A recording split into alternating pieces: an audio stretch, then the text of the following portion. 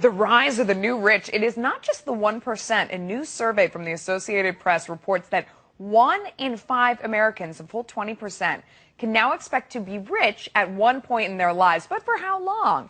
It's today's Money Talker. Our panel is raring to go. We have Mark Hanna, Monica Crowley, and Charles Payne. This really struck a chord with me when I read this because I feel like I know all these people. I mean, it's people who at some point in their life or some year earned more than $250,000, which put them in the top 2%. They may have dipped slightly below that, so they don't count as wealthy over time, but they've worked themselves to this position where they're sending their kids to private schools, they have nice cars, they're buying nice clothes, they live in a gated community, and they really want to hold on to this lifestyle, but they're kind of barely doing it. What are the implications of that? Who wants to go first? Charles, what do you think?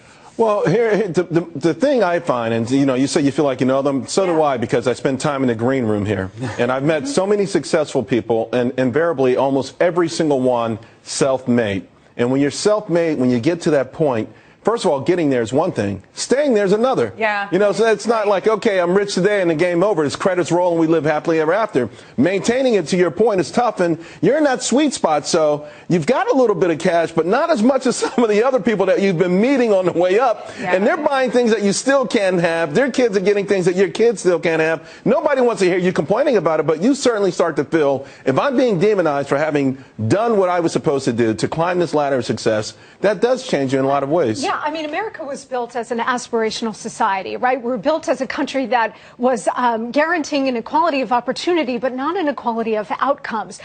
Generally speaking, in the past, it's always been kind of a linear upward mobility. So once you hit that $200,000 a year, then it's $250,000, then it's $300,000, as long as you're working hard and keeping it going.